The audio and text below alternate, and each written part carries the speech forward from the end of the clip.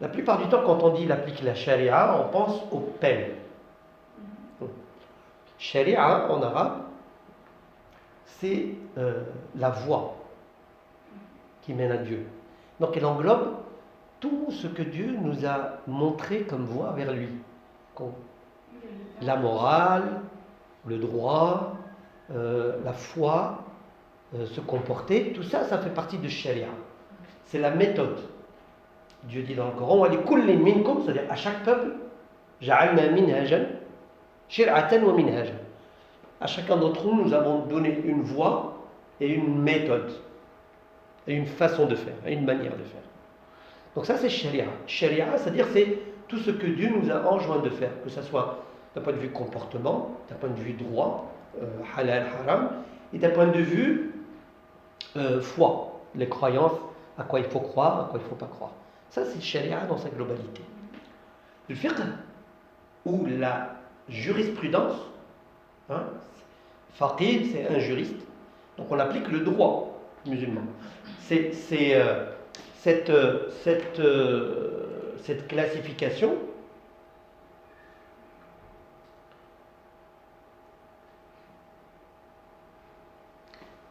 voilà, comme ça tu peux noter ce qui vient de dire. La définition, c'est l'ensemble des prescriptions juridiques pratiques.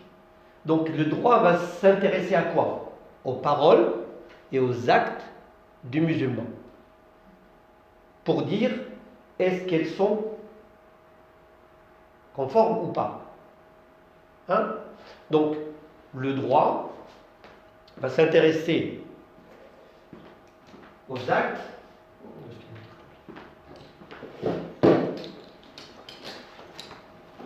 alors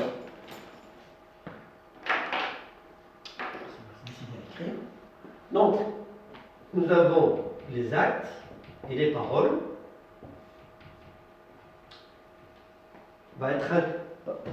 vont être le sujet du droit qui va leur donner un statut. Très bien. C'est quoi un statut? Comment tu peux donner un synonyme à statut? En arabe, c'est quoi? Une étiquette? Non, pas une étiquette. Il faut être précis. Hukm, hein? En arabe, hukm, qui veut dire aussi jugement. On va juger ses actes ou ses paroles d'un point de vue du droit de la législation. Et on va lui attribuer quoi comme statut? On a combien de statuts? 5 statuts. Bien. Lesquels? Et entre les deux, licite. Alors, donc il y a obligatoire déjà, wajib, donc obligatoire. Après, hein? Recommandé, tout à fait. Recommandé. Après, Licite. permis, mubah, Déconseillé et interdit.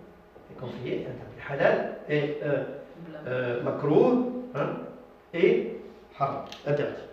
D'accord? Et nous avons, donc ça c'est la majorité des savants, hein? Et nous avons l'école hanafite qui rajoute 7 statuts en décomposant celui-là en 2 et celui-là en 2, ce qui nous fait 7. C'est pour ça qu'on trouvera les terminologies différentes en fonction du faqih, et c'est les hanafites, c'est les malikites. C'est pour ça qu'il y a des subtilités, mais on les verra au fur et à mesure. Hein? C'est bon jusqu'ici? Très bien. Donc voilà, donc l'objet, ce sont les actes et les paroles. On va leur attribuer hukm qui sont au nombre de 5. Donc le droit musulman s'intéresse à ces 5 domaines, hein, qui sont donc plusieurs. Donc nous on traite de l'ibadat. L'ibadat c'est tout ce qui est culte. Vous avez le statut personnel qui est le mariage, le divorce, ahwal shakhsiya, hein. Vous avez les affaires sociales, mu'amalat, transactions, vente, achat, location, riba, usure, hein, tous ces cas. Vous avez le droit constitutionnel, donc l'ahkam sultanien, la gouvernance, il y a des règles concernant le gouverneur, ses qualités, ses caractéristiques et la relation des sujets gouverneurs. Et puis vous avez le droit international, c'est-à-dire quelles sont les relations que les pays entretiennent en cas de guerre, en cas de paix, en cas de pacte et autres. Cheikh Mustafa Zarqa, j'ai dit qu'il a rajouté deux autres éléments que le droit traite. La première, c'est les peines, droit pénal, hein, qui peuvent rentrer là-dedans, et l'adab, hein, la bienséance, on va dire. Un exemple qui fait partie de l'adab, quand je rentre chez quelqu'un, je ne m'assois pas où je veux. C'est le propriétaire de la maison qui m'emmène, qui me fait asseoir au salon, à l'endroit, il me dit de me poser. C'est pas moi qui lui dis non, je vais regarder la télé, je me pose là-dedans. Non, ça marche pas. Ça c'est contre-éthique. Hein, c'est des subtilités comme ça, mais qui ne s'apprennent pas à l'école, malheureusement. Il faut qu'on les traite. Voilà. C'est une autre branche. Ça va jusqu'ici? Donc c'est de la révision. Alors, comment on va tirer ces statuts? On va les tirer ce qu'on appelle des sources du droit. Donc vous avez cette terminologie. Hein, dalil, qui veut dire source, ou bien usul, qui veut dire fondement du droit. Donc c'est toute une science à part qui va traiter des sources de la législation. Comment on extrait la loi, la norme, la règle, à partir des sources. Des sources, on a vu d'une manière générale, on en a une dizaine, hein, bien sûr selon chaque école. On va le voir, il y a encore d'autres sources propres à chacun, comme ça. Donc, celle qui est sans divergence pour tout le monde, le Coran et la Sunna, c'est les sources premières. Et puis, à partir de ces sources, il y a des sources secondaires qui sont le consensus, l'ijma' des savants, le qiyas, raisonnement par analogie, l'intérêt général, al-maslaha al-mursala, le choix préférentiel du savant, du faqih, du juriste, l'usage de la tradition, al-urf, vous l'avez aussi dans le droit coutumier, en droit, on l'utilise aussi, c'est la même chose. Madhhab al-sahabi, la vie ou la parole du compagnon, les lois des peuples précédents, juifs et chrétiens, ceux qui ont reçu une loi, la présomption de continuité. Nous avons chez l'école malikite aussi sadd ad-dara'i', c'est-à-dire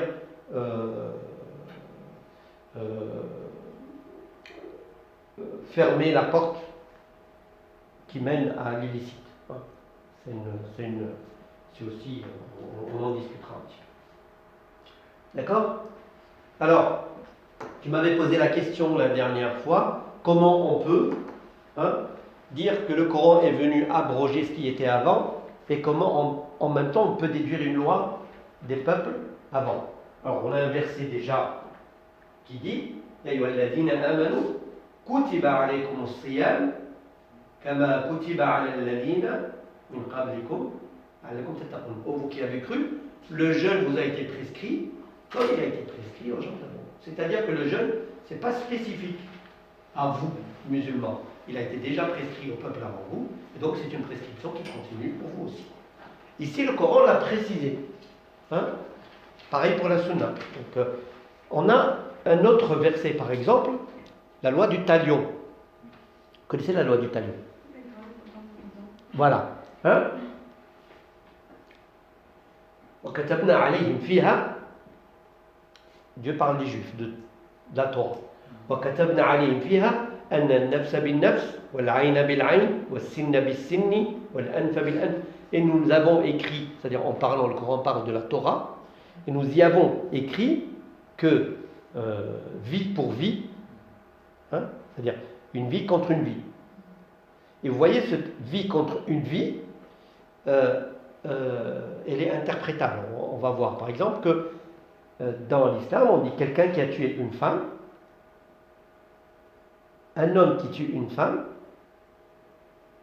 est-ce qu'il y a une différence entre un homme qui tue une femme ou un homme qui tue un homme? La valeur en fait. Parce que certains considèrent la vie d'une femme moins dans la rançon qu'il va donner. Vous voyez, et l'erreur. Et là, le Coran est clair. Vie contre vie.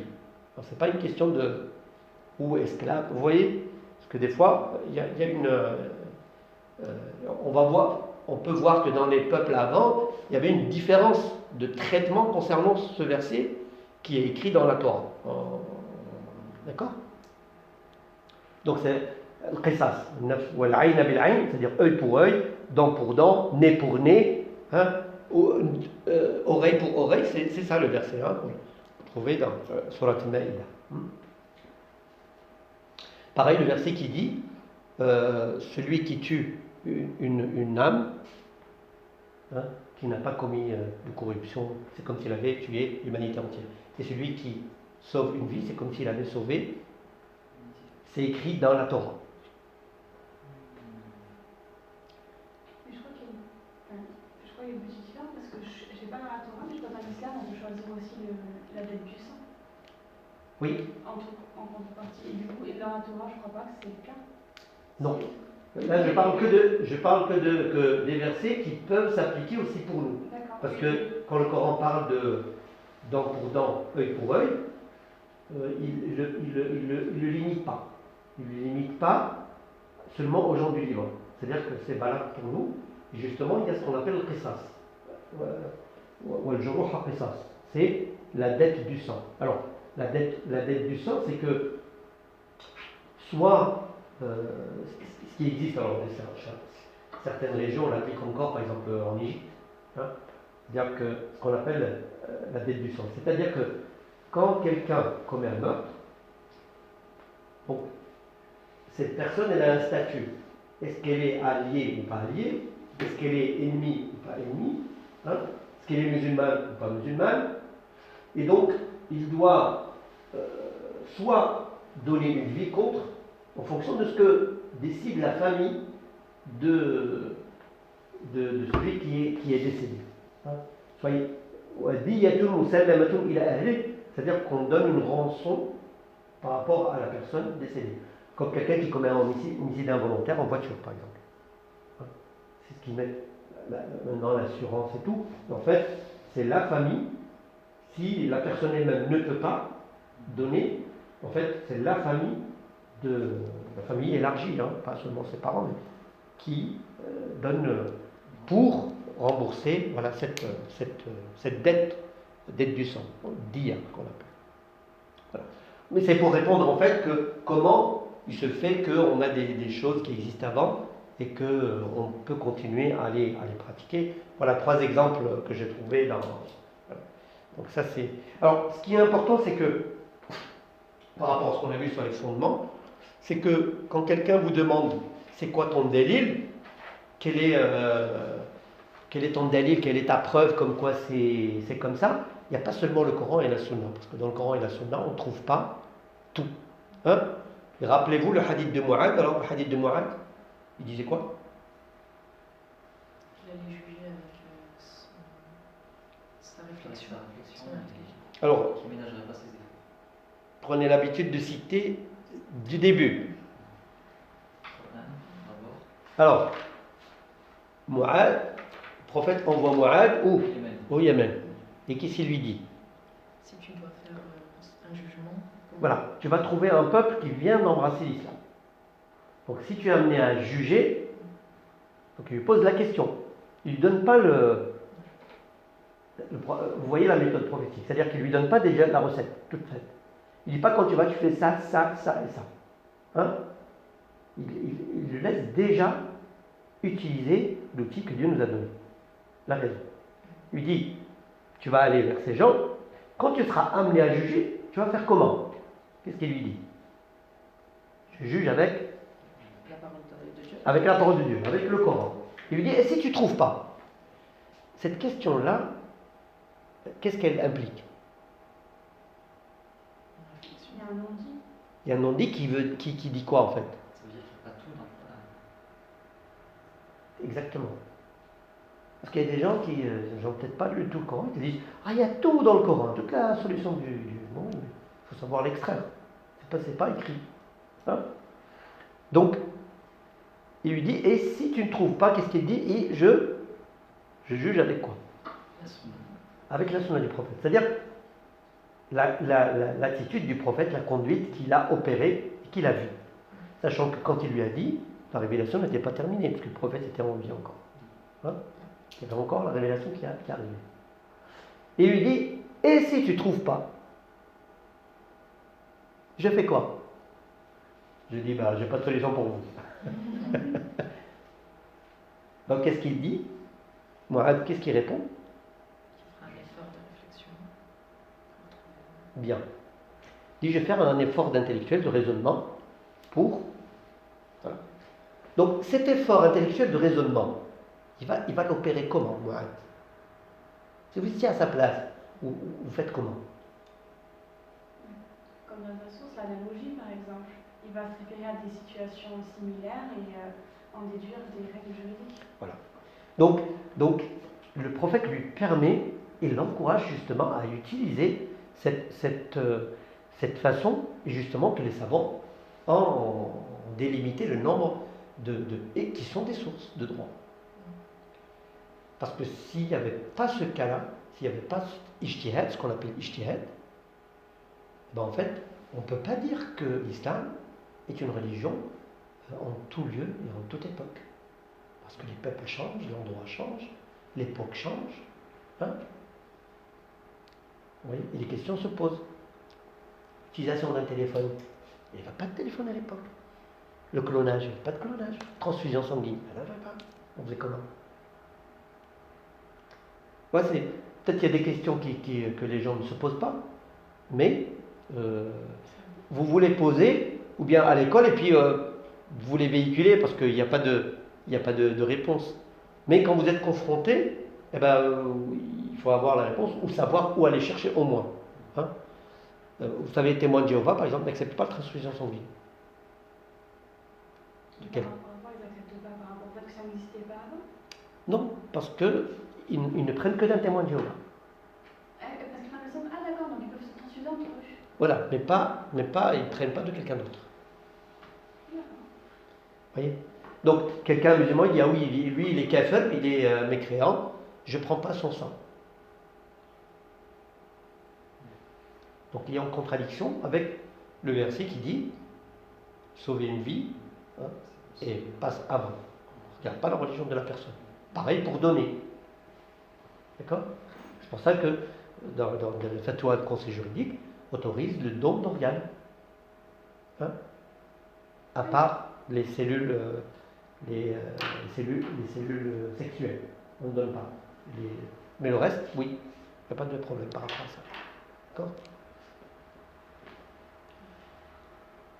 Donc les cellules de reproduction, c'est pour préserver la filiation. Ça, c'est une règle. Pour le reste, il va se décomposer et puis tu vas le retrouver après la mort. Donc, tant qu'il serve à quelqu'un, hein, s'il peut servir. Ce qui fait, sous-entendu, qu'il faut prendre soin de ce corps. Alors, c'est bon jusqu'ici? Alors, ça c'est très important à se situer dans cette façon de faire.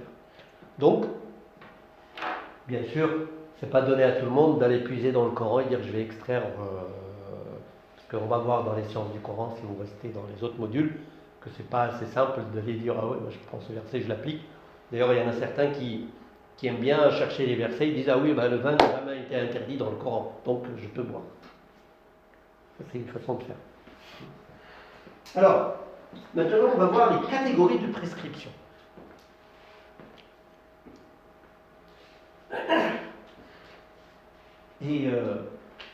Et c'est quelque chose de très beau dans notre religion, parce qu'Allah subhanahu wa ta'ala, dans la majorité des prescriptions, les prescriptions sont de deux types. Ou bien ce sont des prescriptions catégoriques, qat'iyya,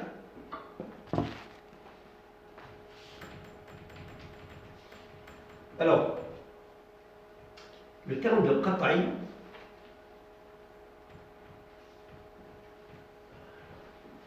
on va utiliser dans deux qat'i, veut dire, est-ce que tu as fait un peu d'arabe? Ça va, tu arrives à lire? Très bien. Je comprends pas tout, mais j'arrive à lire. Ok, c'est parce que je les écris au fur et à mesure, ce sont des terminologies que vous allez trouver. Donc comme ça, j'écris les trois. Par contre, il faut les voyer. Oui. Pas les- Sinon, non. Qat'i, donc qat'i, on va écrire comme ça. Donc catégorique. Et en face, c'est dhanni. J'écrirai comme ça. Conjoncturel. Conjoncturel ou présomptif.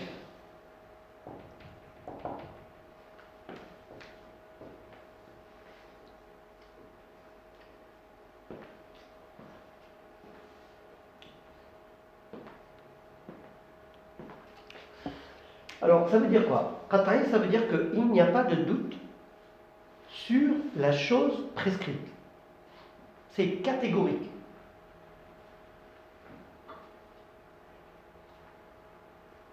D'accord? Dhanni, ça laisse le doute. Est-ce que c'est vraiment ça ou pas? D'accord? Alors, notez deux choses. Je vous le dis en passant, mais important à savoir, bien que ça relève d'autres sciences. Dans le qat'i, on a deux sens de qat'i. Qat'i al-thubut ou qat'i al-dalala. Qat'i al-thubut, c'est-à-dire que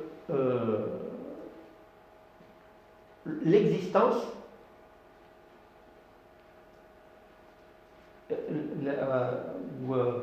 le fait est avéré d'une manière catégorique. Qat'i al-thubut. Tabt, avéré. Le Coran est un texte qat'i al-thubut. C'est-à-dire que c'est un texte, on sait catégoriquement qu'il est avéré, qu'il émane de Dieu. Il n'y a pas de doute.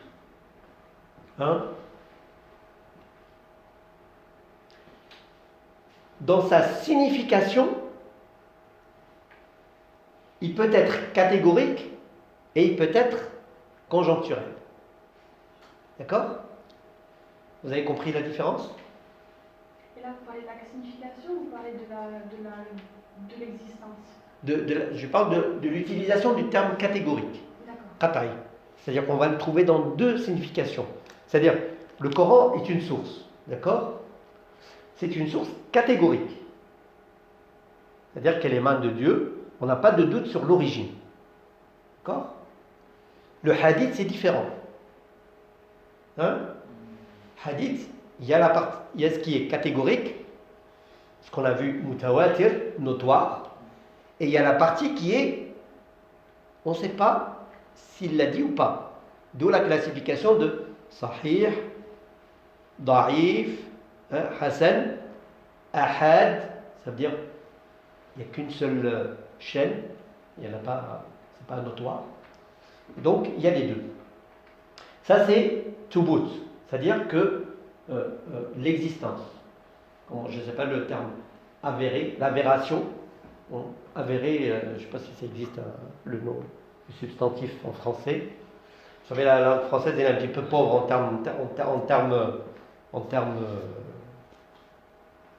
en nombre de mots. Par contre, en termes de signification, ce qu'on appelle dalala, c'est-à-dire le texte, maintenant il est prouvé, il est là, mais qu'est-ce qu'il signifie? On a là, c'est ce qu'on voit au niveau des prescriptions par exemple, il y a ceux qui sont catégoriques, et les prescriptions de type catégorique sont peu nombreuses. Et la majorité des prescriptions sont de type conjoncturel. D'accord? C'est pour ça qu'il y a une grande divergence. Et c'est difficile à comprendre pour les gens pourquoi il y a une divergence. On va voir pourquoi.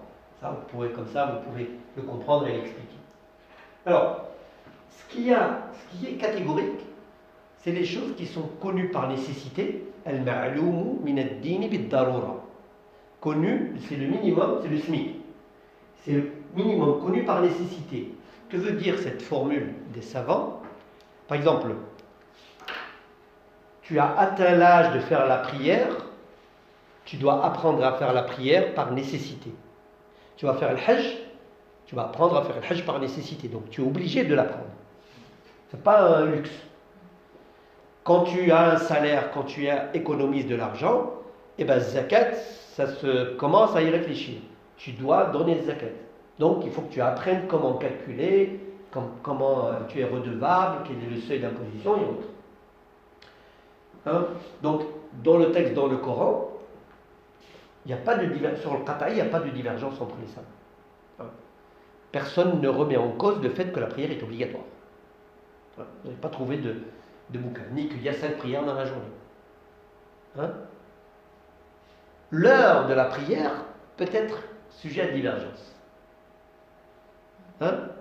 Là, vous allez trouver un calendrier à 14 degrés, là à 12 degrés, l'autre à 18 degrés, l'autre à 13,5. Et tout ça, ce sont des approches pour trouver les temps légaux de la prière. On verra dans la partie prière. D'accord? Parce que chacun a une approche différente, qui sont toutes bonnes, puisque le texte le permet en fait. Les prescriptions conjoncturelles, alors ces prescriptions catégoriques et peu nombreuses, et constituent le socle, le fondement de la religion. Donc c'est les fondements de la religion. Par exemple, les hadiths sur l'intention, les actes ne valent que par leur intention. Hein?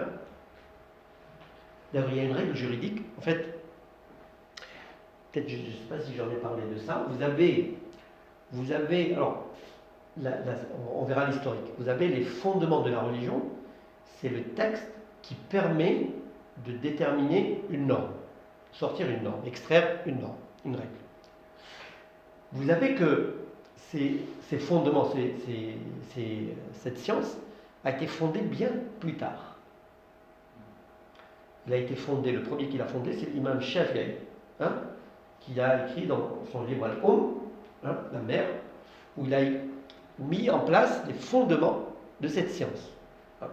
En mettant quelques... Shafi'i, il est venu après l'imam Malik, après l'imam Abu Hanifa. Il était élève des deux.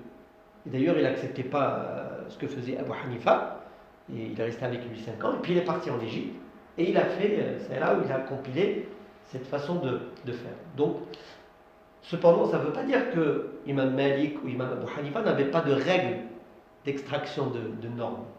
Ils avaient une règle, mais elle n'était pas codifiée.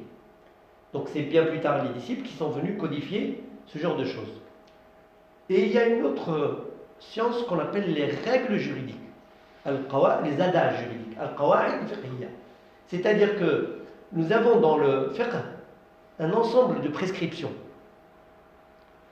mais qu'on peut regrouper, qui traitent de plusieurs sujets. Ça peut être dans le divorce, dans le mariage, dans la prière, dans les ventes, les transactions, mais elles ont tous le même esprit, obéissent à une règle. Hein? Un exemple, celle-là, concernant l'intention. On dit al-umuru bimaqasidiha, c'est-à-dire les actes ne valent que par leur intention. Les choses suivent l'intention première. Hein? Donner de l'argent, quelque chose de permis. Si j'ai l'intention de corrompre, ça devient interdit. Si je donne de l'argent à mes parents, ça devient autorisé et même louable. Vous voyez le même geste, selon l'intention que j'en mets derrière, ben, il change de statut et de récompense. Donc, al-umuru bi maqasidiha. Et justement, ce maqsad, cette intention, seul Dieu la connaît.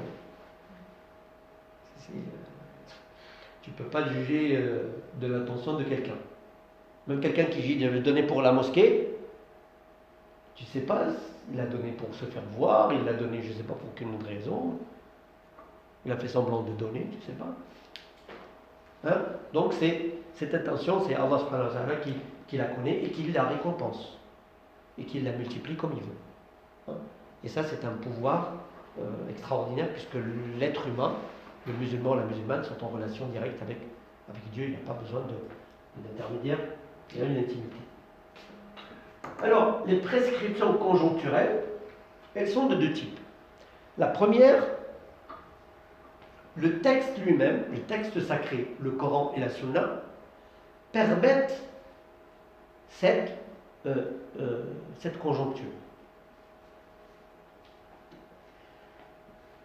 Donc, parce qu'on a différentes possibilités de compréhension du texte, liées à la langue arabe, ce qu'on appelle polysémite, c'est-à-dire un terme qui est polysémique, c'est-à-dire qu'on peut le comprendre de plusieurs, c'est-à-dire un seul terme peut avoir plusieurs sens. Hein. Et puis vous avez aussi, d'un point de vue grammatical, vous avez le sens figuré et le sens propre. Et je vous donne un exemple. Et vous avez l'ensemble des prescriptions déduites des autres sources. Le qiyas, l'analogie, l'ijma'. Et là, comme c'est un effort, ijtihad, c'est un effort intellectuel d'être humain, notamment les érudits et les savants, chacun a une approche différente pour extraire la loi. Je vous donnerai un autre exemple. Alors, ici, nous allons prendre quelque chose que vous connaissez. Quand on fait les ablutions, qu'est-ce qu'on fait pour les cheveux? On les essuie. Bien. Est-ce qu'on les lave? Est-ce qu'on essuie toute la tête ou pas? Une partie? Toute la tête? Alors, et ça c'est un cas particulier. Nous allons voir. C'est bon pour cette partie. Donc, ces termes, on va jongler avec. Comme ça, j'utiliserai en arabe et en français, comme ça, vous les saurez. Donc, dans le Coran, Allah subhanahu wa ta'ala, il dit Ya ayyuha alladhina amanu, surat Ali Imran, Maïda, surat Maïda, la table servie. Ya ayyuha alladhina amanu, idha qumtum ila as-salat, ou vous qui avez cru, quand vous vous levez pour faire la prière, faghsilu wujuhakum, lavez-vous le visage, wa aydiyakum ila al-marafiqi, wa amsahu bi ru'usikum,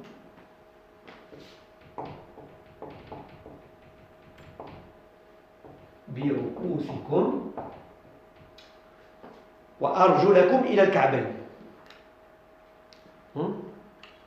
Alors, toute l'histoire réside là-dedans. Dieu n'a pas dit وَامْسَحُوا رُؤُوسَكُمْ, qui veut dire essuyez vos têtes. Il pouvait le dire, Dieu. Mais là, il dit بِرُؤُوسِكُمْ. Et bien, ce bi, en langue arabe, il y a plusieurs règles grammaticales. Ça peut être ba'un za'ida, c'est-à-dire ba qui est juste un rajout et qui n'a pas d'effet. Ce qui reviendrait à dire essuyez vos têtes. Ce qui veut dire je suis toute ma tête. Une autre façon de comprendre que le bi, c'est ba'un lit-tab'id. C'est un ba qui introduit une partition, c'est-à-dire essuyer une partie de votre tête. Et c'est pour ça qu'on trouve chez les Hanafites, chez les Malikites, ils disent que la femme qui a fait sa coiffure le jour du mariage, qui a payé bonbons, elle peut, pour faire ses ablutions, juste faire comme ça. Et c'est valable. D'où? Eh bien, ça vient de là. Il ne faut pas être vraiment extrémiste, leur dire ah non, ma soeur, hein, t'as fait, tu m'en fous, t'as payé 500 € pour ta coiffure, tu te laves, tu t'essuies, tu enlèves tout. Hein. Et même Malik, il vient plus loin, il dit si elle ne fait pas ça, elle commet un péché. Pourquoi? Parce qu'elle a gaspillé de l'argent. Vous voyez le. Réfléchissez-moi, hein, c'est pas superficiel. C'est juste un petit exemple. D'accord? Et justement, par rapport J'avais aussi, je ne sais pas si tu voulais en dire aussi, quand, dans le même verset, quand on lit Famsahu bi ru'usikum wa arjulakum. C'est ce que j'allais dire. Et le verset dit wa arjulakum. Et là, wa arjulakum, le wa, dans le Coran, vous avez trouvé et vos pieds. En fait, vous allez trouver l'interprétation, une interprétation qui est, ô vous qui avez cru, si je devais traduire, je dirais, ô vous qui avez cru, quand vous vous levez pour faire la prière, lavez-vous vos visages et vos bras jusqu'au coude, essuyez vos têtes, je pourrais pas, ça n'existe pas selon la traduction, vous allez trouver une des deux, et lavez-vous vos pieds, ou je dirais, et vos pieds. Et le et ici, comme conjonction de coordination, les savants disent, est-ce que ça rapporte au fait d'essuyer les pieds seulement, ou plutôt il se rapporte à ce qui était avant cette partie de la tête. Et ça change. Si je dis essuyez vos têtes et vos pieds, vous allez dire, Dieu dit essuyer les pieds, il n'a pas dit de laver les pieds. Et si on renvoie à ce qui était avant, donc il faut laver les pieds. Et bien sûr, la sunna du prophète va confirmer cela par l'acte qu'il va faire pour nous apprendre à faire les ablutions. Parce qu'on va voir que la plupart du temps, c'est qu'il se lave les pieds. Ce qui permet de comprendre le verset. Donc nous avons besoin de la sunna pour comprendre le verset. Mais ça, par exemple, vous avez le texte coranique qui lui-même permet cette compréhension.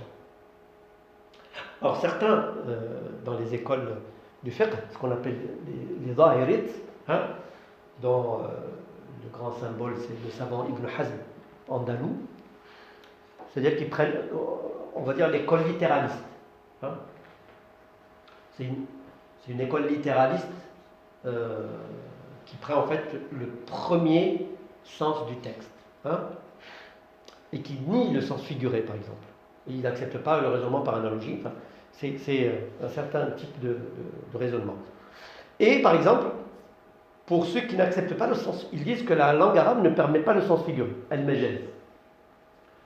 On prend un autre verset qui dit, Allah subhanahu wa ta'ala dit, en citant Nuh, il dit, wa kullama da'awtuhum, à chaque fois que je les appelle, ja'alu asabi'ahum fi adanihim. À chaque fois que je les appelle à Dieu, ils mettent leurs doigts dans leurs oreilles. Bien. Montrez-moi vos doigts, c'est quoi? Est-ce qu'ils mettent le doigt dans l'oreille? Vous pouvez mettre votre doigt dans l'oreille ou pas? Je ne pense pas. Donc c'est quoi? Le verset, vous comprenez quoi du verset? Le bout du doigt. Ils mettent le bout du doigt. Il ne peut pas mettre le doigt entier. Le Coran utilise ceci. Donc le sens figuré existe. C'est-à-dire ils font comme ça pour ne pas écouter, mais en fait c'est le bout du doigt, pas le doigt entier. Voilà, donc c'est des exemples qui peuvent prêter, voilà, d'un point de vue conjoncturel. Là vous avez plusieurs cas comme ça. Vous avez un exemple flagrant, ce qu'on a cité la dernière fois, par exemple le prophète alayhi salatu wassalam, quand il y a eu la trahison des Banu Nadir, quand il y a eu dans la bataille des coalisés, qui n'a pas eu lieu, où ils étaient. C'est pour ça que j'ai fait Sira au début, parce qu'on a un renvoi vers les événements du prophète sallallahu. Et le prophète, il leur dit, quand il a désigné un groupe de compagnons, il leur a dit, vous ne faites la prière de l'Asr qu'à Banu Qurayza. Vous ne faites la prière de l'Asr que à Banu Qurayza, que chez Banu Qurayza. Et en cours de route, qu'est-ce qui arrive? C'est que la nuit commence à tomber. C'est-à-dire que, et donc les compagnons se sont divisés. Donc la parole du prophète, ils l'ont compris de deux manières. Certains ont dit, le prophète a dit qu'on fasse là-bas l'Asr, on le fera là-bas, même si c'est là une pleine nuit. On ne comprend rien, on prend le texte. Les autres, ils ont dit non. Dieu, le prophète nous a dit de faire l'Asr là-bas, dans le sens de se presser.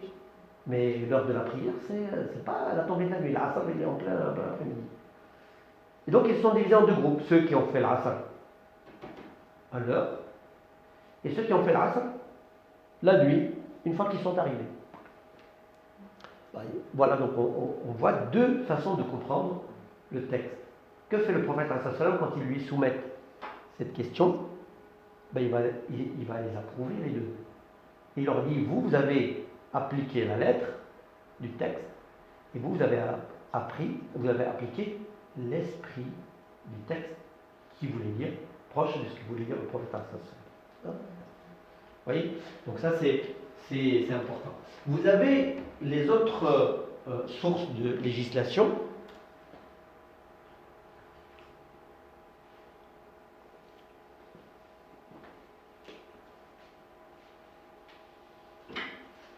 Voilà, la distance de raccourcissement des prières, un petit mot si vous voulez. Vous avez une différence entre les écoles malikites, hanafites et tout.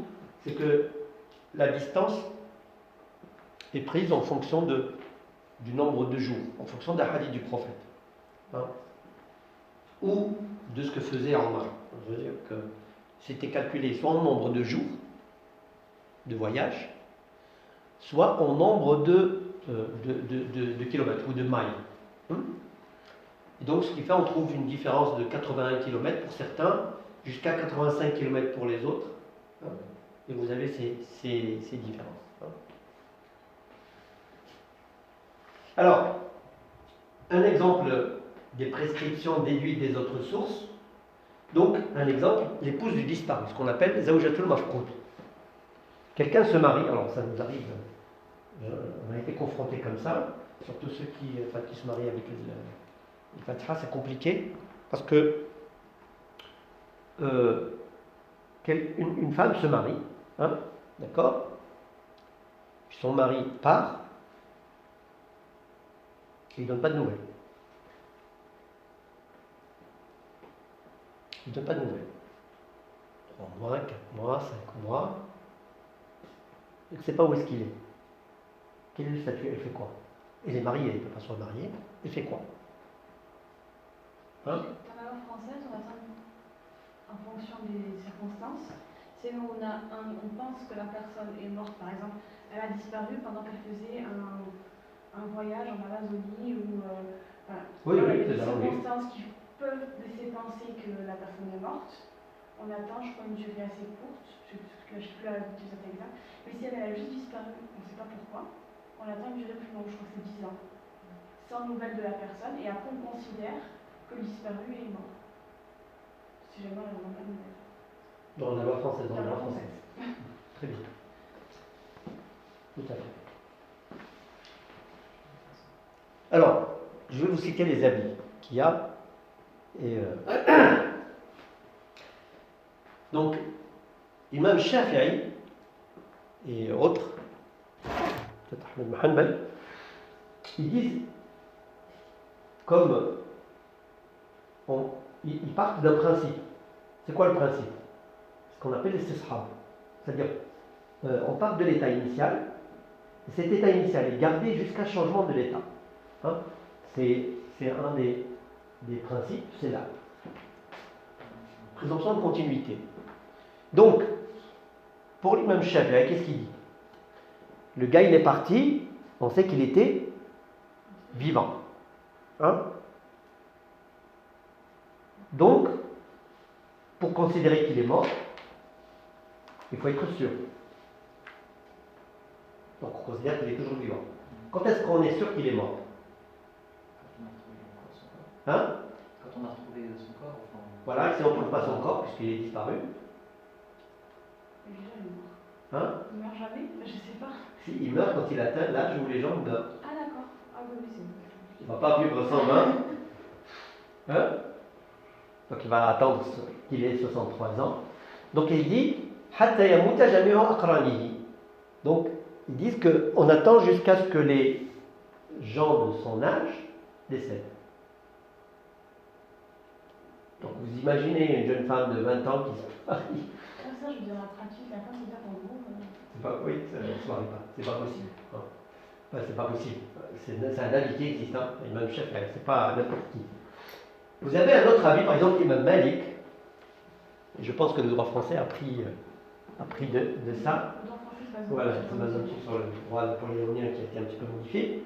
Imam Malik, il dit que pour l'épouse du disparu, si on est en temps de guerre, où il est parti dans une zone où il y a la guerre, hein, on attend 1 an. Et le juge statue, il la divorce et elle se remarie. Si elle veut. En temps de paix, on attend 4 ans. Après 4 ans, on considère qu'il est mort ou qu'il ne veut plus de sa femme. Parce qu'on pense à l'intérêt de la femme. D'accord ? Ou des enfants s'il a des enfants. Vous voyez, donc, ça c'est quoi ? Et Imam Malik utilise une autre règle, c'est maslaha, par exemple. Il dit l'intérêt de la femme prime, puisque le gars, on ne peut pas la laisser comme ça. Hein. Donc ce sont 2 règles utilisées. Hein, c'est pas farfelu, mais c'est des règles qui sont utilisées. Et même Abu Hanifa, je crois qu'il rejoint le Imam Malik sur une partie. Et une règle d'or à avoir, une fois qu'on a compris cette possibilité de divergence sur les textes, qu'il n'y a pas de réprobation à faire les uns envers les autres. À partir du moment où il y a un avis fondé par un des savants et utilisé par un des savants, un compagnon, eh bien on peut l'utiliser et l'adopter. Il n'y a aucune réprobation à avoir. Puisque il est permis, cette divergence est permise. Dieu a voulu, de par la langue arabe et de par l'utilisation, même le prophète, on a vu dans Mu'ad, et dans beaucoup de questions, un exemple, où le prophète enseigne aux gens à raisonner. Exemple. Omar, il vient vers le prophète, il lui dit que penses-tu du bisou, hein, du mari envers sa femme pendant Ramadan? Est-ce que je romps le jeûne ou pas? Donc ici la réponse du prophète, si tu poses la question à quelqu'un, il va te dire oui ou non. Le prophète il lui pose la question, il lui dit, et c'est là où il fait l'analogie justement, il lui dit, que penses-tu de quelqu'un qui fait le madmada pendant Ramadan, qui se rince la bouche? Est-ce qu'il rend le jeûne ou pas? Il lui dit non. Il dit alors dans ce bain, il y a deux choses. Il lui dit que ça veut dire quoi? Ça veut dire que si tu te rinces la bouche pendant le mois de Ramadan, tu risques quoi? D'avaler de l'eau. Et donc de tomber dans. Et donc c'est pareil. Tu évites. Hein? Et on peut comprendre, on dit, ça ne rend pas le jeûne, donc c'est pas grave. Hein? Donc vous voyez que les possibilités sont laissées à l'intelligence et à la situation de chacun. C'est pour ça que dans la question de rupture du jeûne, par exemple, par rapport à ce genre de choses, il y a la question de l'envie.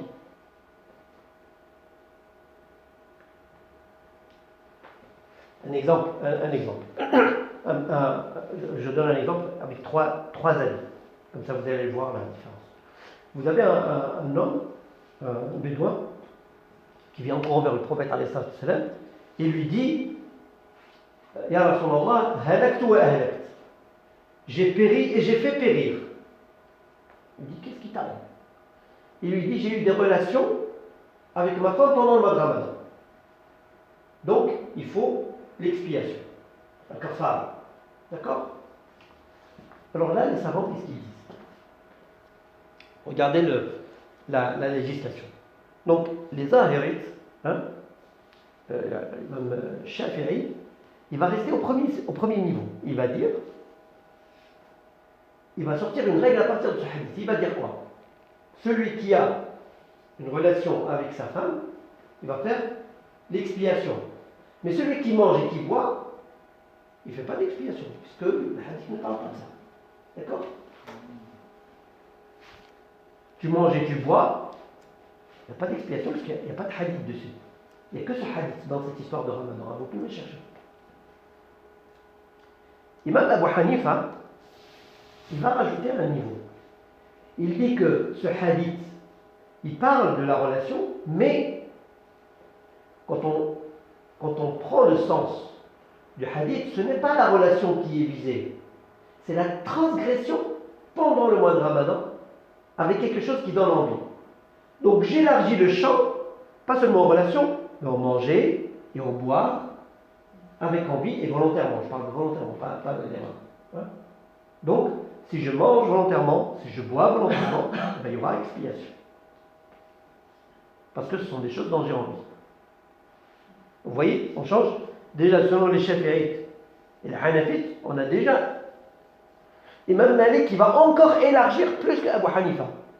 Il va dire, c'est pas seulement les choses qui donnent envie, mais toute transgression, quelle qu'elle soit, avec envie ou pas envie. Parce que l'avis de l'imam Abu Hanifa, il va te dire quoi?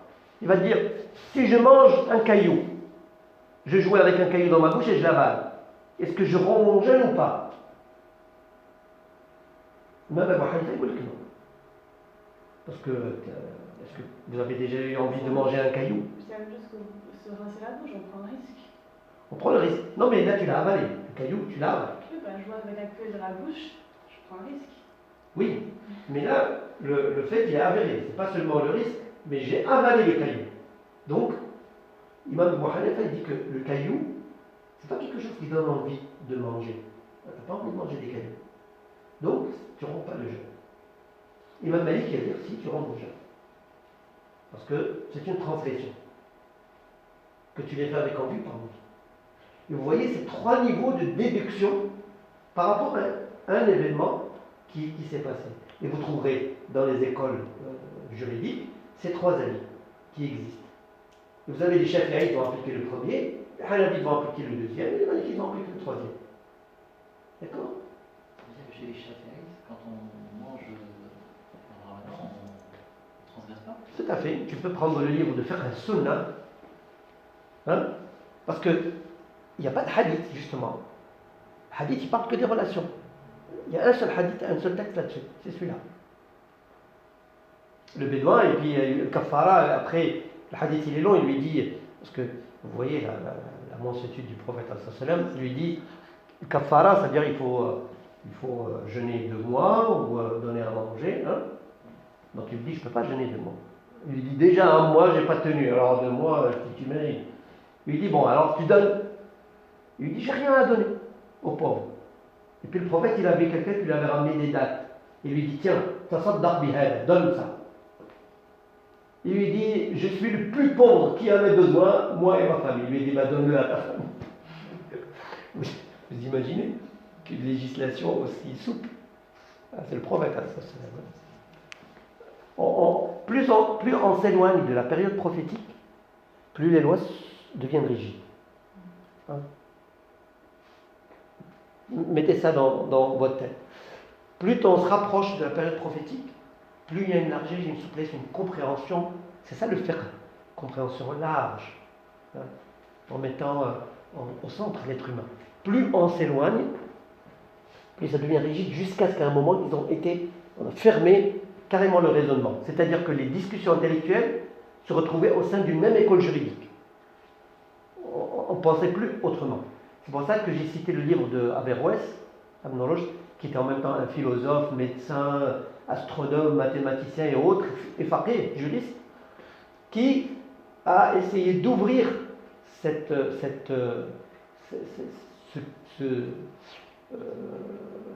prison intellectuelle, où, en abordant dans son livre Bidayat al-Mujtahid la façon de dire voilà, telles écoles, elle a opté pour ça, en mettant les arguments des uns et des autres, et en optant pour un avis.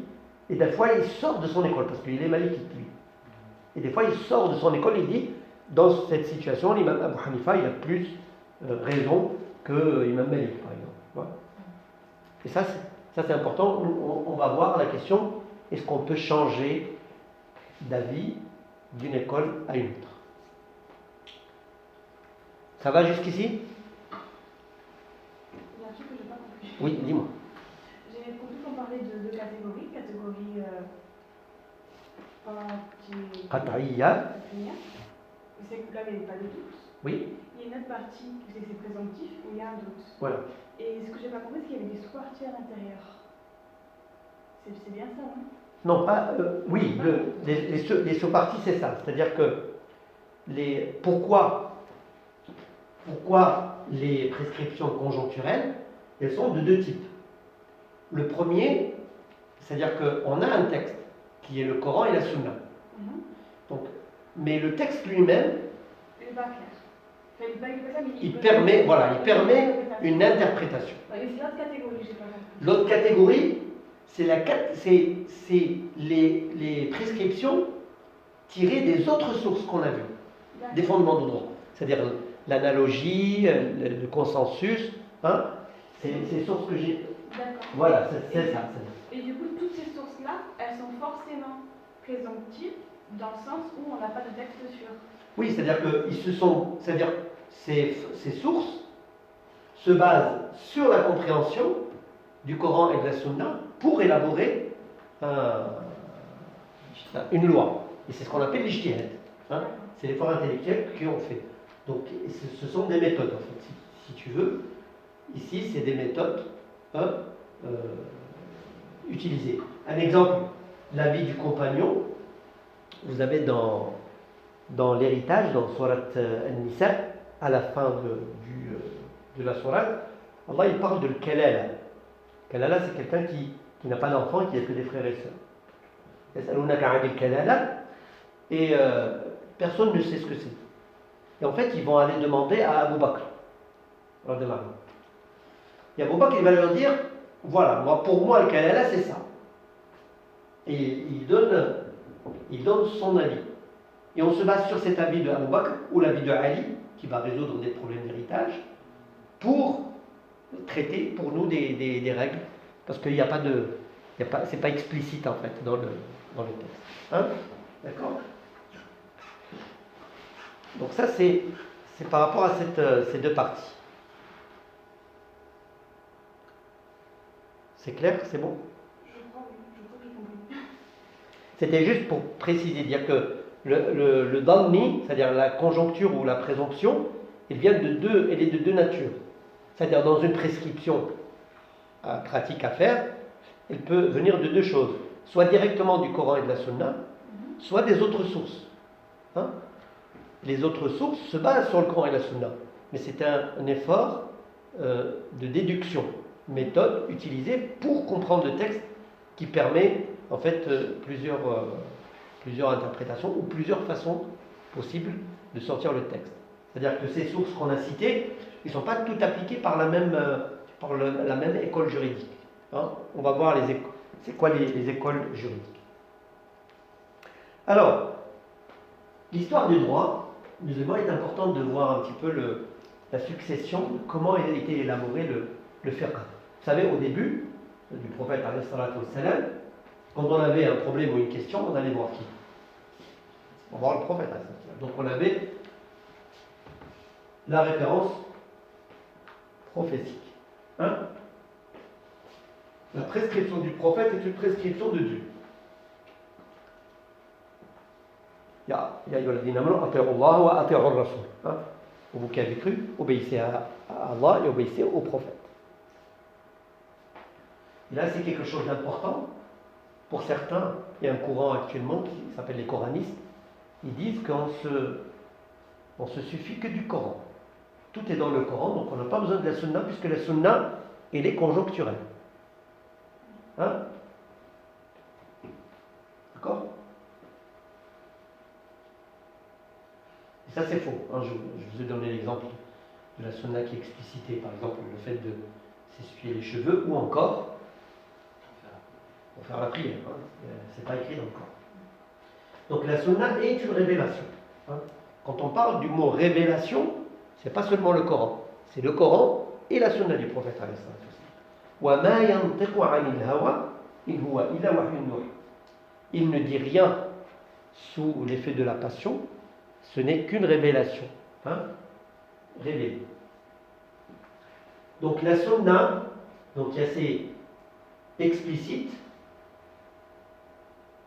tout facile, hein? Elle explicite le texte, elle détaille des fois, hein? Elle restreint ou elle élargit la portée, hein? Elle éclaire. Et vous avez, elle spécifie.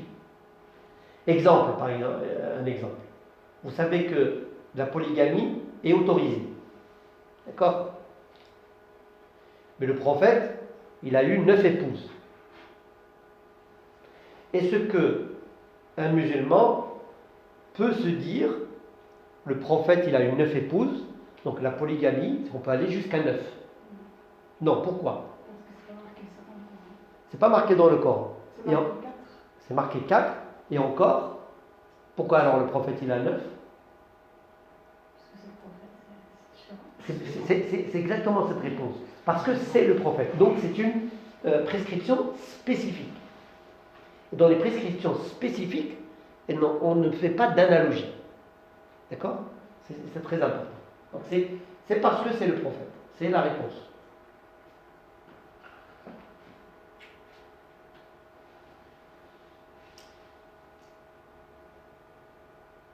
Voilà, pour l'exemple qu'on a donné, ijtihad des compagnons dans les situations inconnues, c'est-à-dire que quand ils ne savaient pas quoi faire, là, ils essayaient de trouver la solution. Hein, donc là, la prière de l'Asr, là c'est Ammar ibn Yasir qui se fait réveiller en état de souillure, hein, de janaba, il se roulait par terre.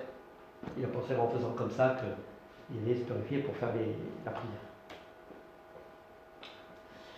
Alors, ça c'est la première période donc, du vivant du prophète. La seconde période va commencer à partir de la mort du prophète jusqu'à la mort des 4 imams. Donc de l'année 11 à l'année 241 de l'Hégire. Donc on est au 3e siècle.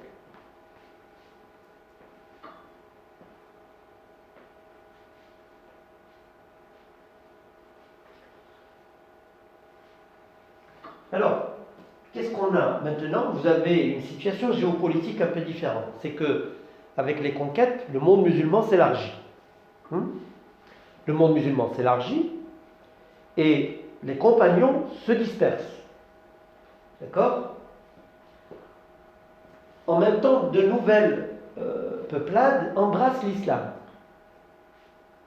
Vous avez les Perses, vous avez l'Irak, vous avez l'Arménie, vous avez du côté de l'Est, vous avez les Berbères, vous avez vous avez le monde musulman qui s'élargit comme ça. Donc il est en contact quand il va au nord, vers la Syrie, Palestine, vous avez l'Empire Byzance, vous avez d'autres peuples, d'autres façons de vivre, d'autres situations qui n'existaient pas à Médine, forcément. Et donc, de nouvelles questions se posent.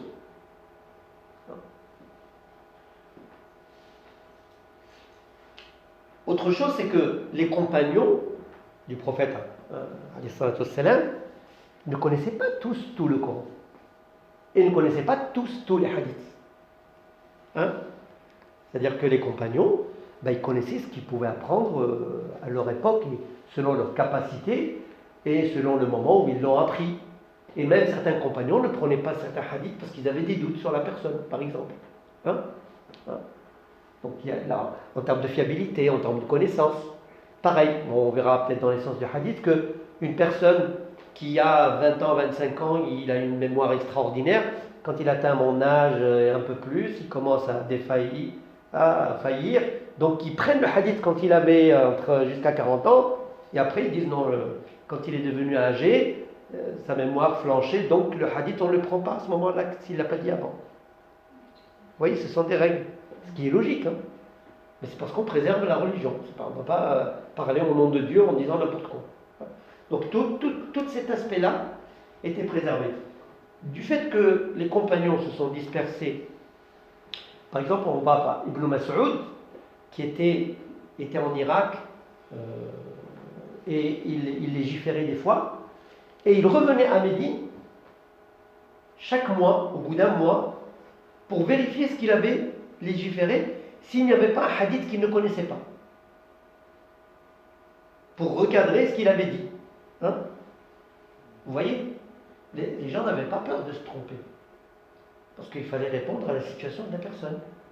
Mais c'est des compagnons qui ont côtoyé le prophète, donc ils ont été éduqués dans l'esprit de la religion musulmane, de sa source d'explication du Coran et du vécu du prophète, qui leur donnait un esprit, justement, on va dire, ouvert sur les choses.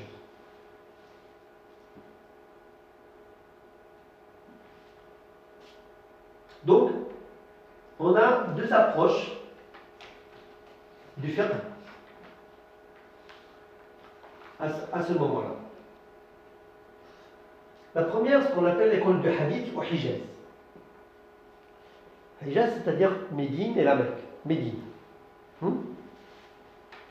Puisqu'ils sont restés, la plupart des compagnons sont restés à cet endroit, notamment les califes, qui étaient aussi des érudits. Ali, Omar, et donc, en fait, ils avaient plus accès aux textes et beaucoup de textes. À part le Coran, bien sûr, mais ils avaient accès aux hadiths. Beaucoup de hadiths. Donc, ils revenaient toujours au texte. Et vous avez l'école de la rationalité, Ar-Ra'i, ce qu'on appelle Ar-Ra'i, le raisonnement, l'école du raisonnement, de la rationalité, Al-Koufa en Irak, là où il était basé Imam Abu Hanifa. Donc Imam Malik était à Médine, c'est le savant de Médine. Imam Abu Hanifa était en Irak. Et donc Imam Abu Hanifa utilisait beaucoup le raisonnement, d'autant plus que lui, il avait contact avec de nouvelles choses et de nouveaux peuples qui avaient des traditions différentes et des choses nouvelles. Et donc, il y avait cet aspect, cette ouverture. Donc, il y a des situations carrément nouvelles, il fallait inventer une nouvelle législation. Et vous avez Imam Malik qui était à Médine, et Imam Malik qui va mélanger les deux en fait. Il va mélanger les hadiths et le raisonnement. Parce qu'il y avait aussi des situations nouvelles.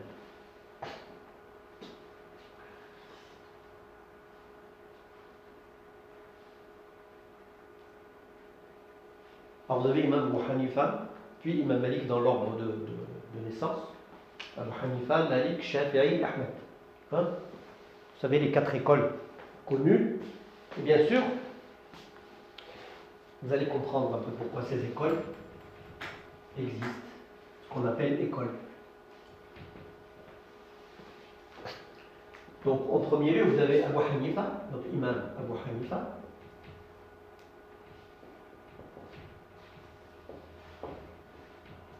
Vous avez Imam Malik, Malik ibn Anas. Abu Hanifa al-Nu'man. Al-Nu'man. Excusez-moi. Vous avez l'imam Shafi'i, Mohamed ibn Idris Shafi'i. Shafi'i.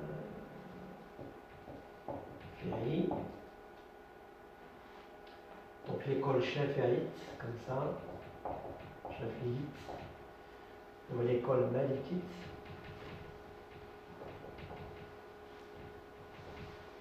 L'école Hanafite. Et vous avez Imam Ahmed ibn Hanbal. Et donc ça donne l'école Hanbalite. qui est l'école du hadith pur, hein, qui est restée en Arabie Saoudite. Hein. Tu disais que l'imam Shafi'i c'était l'élève de Ahmed ibn Hanbal. Non, Ahmed ibn Hanbal était l'imam, était l'élève de l'imam Shafi'i. L'imam Shafi'i était l'élève de l'imam Malik et l'imam Abu Hanifa. Il a côtoyé les deux. Les deux. Il est resté 5 ans avec Abu Hanifa, qui a été aussi chez l'imam Malik. Et puis, donc, il a été, en fait, l'imam Shafi'i, quand vous allez prendre, par exemple, les livres de l'imam Shafi'i, de textes de jurisprudence, comparés, par exemple, vous allez trouver que l'imam Shafi'i, il avait des fois deux avis. Shafi'i fil qadim ou Shafi'i fil jadid. C'est-à-dire, quand il était en Irak, il avait des avis sur la même chose, il avait des avis. Quand il est descendu en Égypte, il a donné d'autres avis différents. Parce qu'en fait, le contexte n'était pas le même. Les Égyptiens, c'était pas les mêmes que les Irakiens, chiens. Donc Koufa, c'est pas la même chose que... Bien sûr, bon, il faudra peut-être un bref aperçu de l'histoire de l'islam dans un module pour comprendre, faire coïncider en fait la situation géopolitique, Omeyyade, Abbasside et puis qui s'ensuit, pour voir en fait l'interaction entre la jurisprudence et le pouvoir politique en place. Hein.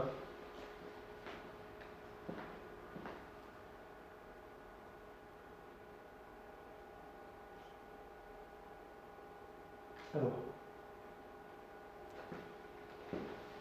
Donc dans cette période, ce que nous allons voir en fait, c'est l'élaboration à partir du IIe siècle des livres de hadith, des recueils, dont le premier qui est Muwatta. En fait, c'est pas tout le monde qui écrivait au temps du prophète. Hein, en premier lieu, le prophète leur avait interdit d'écrire sa parole à lui. Il a laissé qu'écrire le Coran. À partir du moment où il s'est assuré qu'ils avaient compris la différence de style entre le Coran et le style du prophète, sa parole à lui, donc il leur a permis d'écrire, notamment à des compagnons, sachant que écrire pour conserver, c'était mal vu chez les Arabes, puisqu'ils étaient dotés d'une mémoire extraordinaire. Donc celui qui écrivait, ça veut dire qu'il ne pouvait pas apprendre oralement. Et comme c'est une société de tradition orale, c'était de la poésie de 1000 vers comme ça, où les gens la prenaient de traite et la disaient de traite. Donc ceux qui écrivaient, ils cachaient le fait qu'ils écrivaient des trucs. Mais il y a ceux qui l'écrivaient pour se rappeler pour lui-même. Et c'est à partir de ces écrits, un certain nombre, comme Abdullah ibn Amr ibn al-As et Sahifa, on appelle Sahifa, que certains recueils ont commencé à être élaborés. Et pour laisser la largesse aux avis justement existants, eh bien, les savants ne voulaient pas écrire un recueil qui rassemblerait les hadiths. Imam Malik ne voulait pas écrire. Imam Malik, c'est le gouverneur de l'époque qui lui demande d'écrire Al-Muwatta. Et il refuse. Il lui dit, je ne veux pas faire quelque chose et obliger les gens à suivre un avis particulier. Puisque Imam Malik, il va mettre les hadiths dont il est sûr. Il ne va pas mettre tous les hadiths. Ouais. On dit qu'Ahmed ibn Hanbal, il connaissait 100 000 hadiths. Vous imaginez la capacité. Quand on dit 100 000 hadiths, c'est pas comme nous. Hein. On dit le prophète a dit. Non, il connaît toute la chaîne. C'est ça ce que ça veut dire. C'est-à-dire le même texte des hadiths, il va te ramener plusieurs chaînes qui disent la même chose. Hein. Donc, calculateur, l'ordinateur, voilà. Ils utilisaient beaucoup Dieu leur a donné cette capacité, peut-être dans l'eau, peut-être. L'eau de Zemzem. Bon, il était à Médine. Hein. Donc, quel est l'effet de ces recueils de hadiths? Donc, Imam Malik va rédiger le Muwatta, et puis il y aura, en fait, chacun faisait une compilation. En fait, le fait que ça va être écrit, ça veut dire que c'est accessible à tout le monde. Puisque les livres vont pouvoir s'échanger, se copier, d'accord? Et on avait ce système de transmission qui était soit oral, soit écrit. C'est-à-dire, tu es mon élève. Moi, je connais le hadith. Je te cite le hadith, tu l'écris. D'accord? Soit tu l'écris toi-même, et après ce que tu fais, tu es mon élève, tu me lis ce que tu as écrit. Et moi, une fois que tu as terminé la lecture, je corrige et je te valide ce que tu as écrit. Et tu as une ijaza, en quelque sorte. Hein? Bien sûr, il y a différentes terminologies, on le verra après. Ou pareil, j'ai mon livre à moi de hadith en tant que savant, j'ai consigné un certain nombre de hadiths et je te le donne pour le lire. Et en le lisant, je te corrige ce que tu lis, parce que c'est de la langue arabe. Hein? Louine a dit qu'il faut mettre les voyelles. Et ben, c'est important parce qu'il n'y avait pas de voyelles, il n'y avait pas des points, il n'y avait pas de signe diacritique. Donc, les gens apprenaient, donc il fallait qu'ils lisent correctement. Il ne faut pas se tromper dans le hadith. Une fois que tu l'as lu correctement, tu les apprends, tu me les récites, et je te valide le fait que c'est bon. Hein? Donc ça, c'est une première partie. Donc le fait qu'on ait des recueils écrits, ça va un petit peu rapprocher ces deux écoles, de hadith et de raisonnement, puisque les hadiths vont être accessibles. Alors, durant cette période, nous allons avoir l'émergence de grands savants qui n'ont pas fondé d'école. Et on va voir pourquoi. Parce qu'on dit, mais pourquoi il n'y a que ces 4 écoles? Alors, on peut en rajouter une autre. J'ai parlé de l'école des Zahirites, littéralisme, hein, avec l'imam Ibn Hazm. Donc en Andalousie, hein, l'Andalou. Vous avez les chiites, c'est une école juridique. Alors, ne pas mélanger un peu les chiites en tant que dogme et en tant que jurisprudence. On dit les chiites qui sont un petit peu basés au Yémen, en Iran, que vous connaissez. Voilà. En Iran, c'est un type de chiites ce sont les duodécimains, hein, qui croient aux 12 imams. Mais on dit qu'ils sont des sectes chiites quand on parle de dogme, de croyance. Par contre, jurisprudence, ils ont des avis de jurisprudence. Hein, voilà. Après, des fois, il y a un lien entre les deux qui permet de sortir un peu du cadre. Mais c'est des avis juridiques qui existent, puisque les chiites font la prière, jeûnent, ils sont musulmans, hein, n'oublions pas. Donc les 4 califes, donc vous avez Abdullah ibn Mas'ud, pendant la durée des califats, des 4 califes viennent d'idée, vous avez Abdullah ibn Mas'ud, Abdullah ibn Abbas, qu'on appelle Faqih Ummah, hein, Omar, et Zayd ibn Thabit. Puis dans les tabi'in, c'est-à-dire les successeurs des compagnons, vous avez Sa'id ibn al-Musayyib, Ata ibn Abi Rabah, Ibrahim al-Nakhai, Hassan al-Basri, Makhul, Taous, et vous avez les maîtres des imams, le maître de l'imam Abu Hanifa, le maître de l'imam Malik, le maître, hein, parce qu'ils ne sont pas venus comme ça, hein, c'est transmis, donc ils ont des maîtres. Donc comme imam Awza'i, qui est l'imam qui est le prof ou le maître de l'imam Abu Hanifa, Ja'far al-Sadiq. Ja'far al-Sadiq, c'est un grand savant qui est aussi un savant. Il n'est pas chiite, mais les chiites se réfèrent à lui, c'est un savant, hein, de tout le monde. Ibn Shubruma, Layth ibn Sa'd. Voilà quelques-uns des grands savants. Alors, pourquoi ils n'ont pas laissé d'école?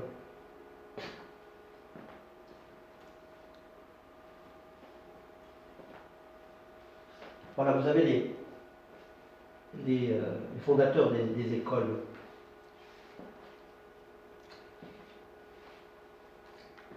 Alors, vous avez les dates à peu près, hein, 80, 150, 93, c'est en Égypte, hein, année musulmane. Alors pourquoi ceux-là ont fondé des écoles? Comment ça s'est fait? Avez-vous une idée? C'est marqué là.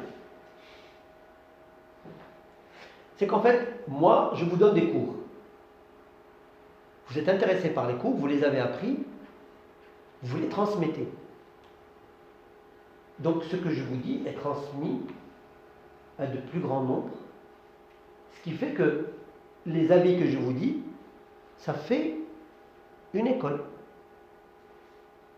C'est-à-dire qu'ils ont eu beaucoup de disciples qui ont transmis les avis de l'imam Malik sur telle ou telle chose, ou telle chose, ou telle chose, ce qui a fait que ces avis ont été transmis. Mais ça ne fait pas une école. Qu'est-ce qui fait une école? Et c'est ça la subtilité. Parce que quand tu dis à quelqu'un, tu es malikite ou hanafite, va te dire je suis hanafite. Pourquoi? Parce que je suis turc. Ça n'a pas de sens. Pourquoi? On peut dire je suis hanafite ou malikite dans le sens où j'applique les règles de déduction qui fondent l'école malikite. D'accord? C'est-à-dire, exemple, l'imam Malik utilise l'usage. Bien, il utilise une façon de faire, ça s'appelle Amalu Ahlul Medina.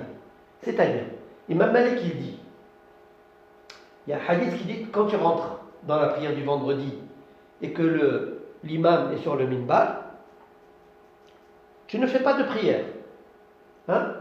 Non, le hadith, c'est que Omar, il a dit à l'homme qui s'est venu s'asseoir, lève-toi, fais 2 rak'at. Il y a un hadith là-dessus.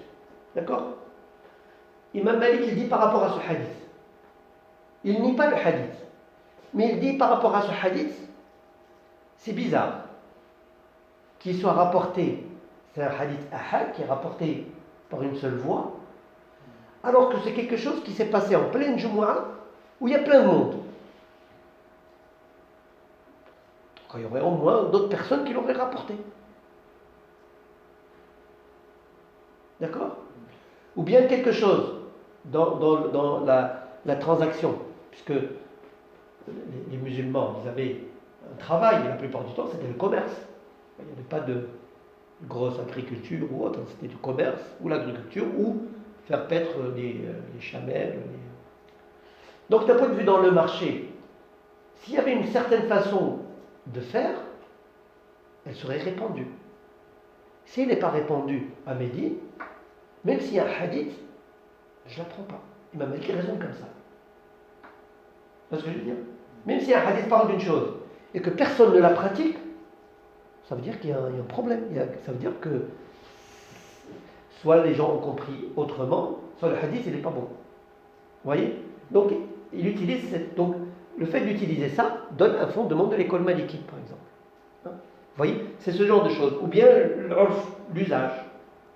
Ou bien l'intérêt général absolu.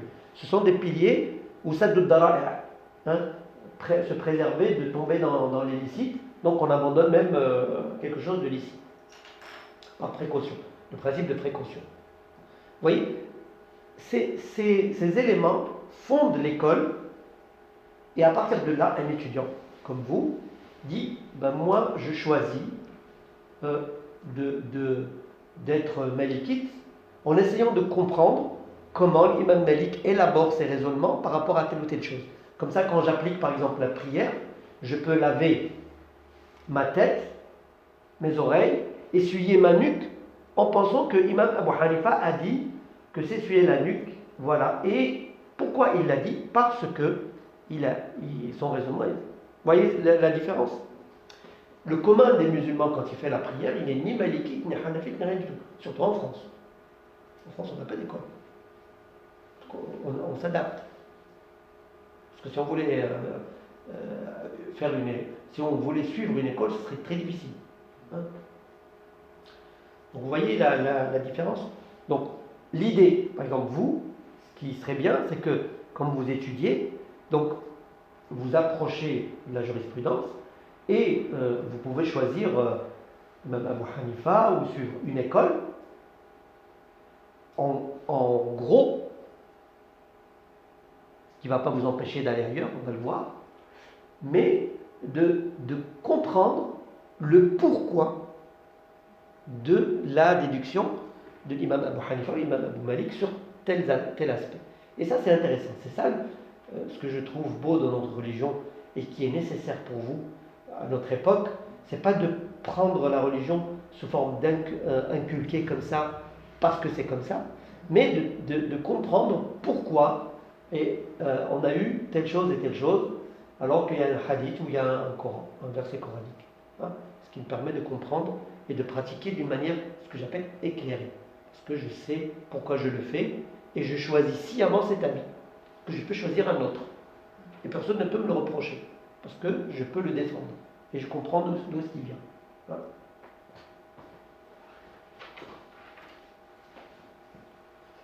Vous avez la troisième période. Alors, on va peut-être arrêter là, en laissant 5 minutes pour les questions.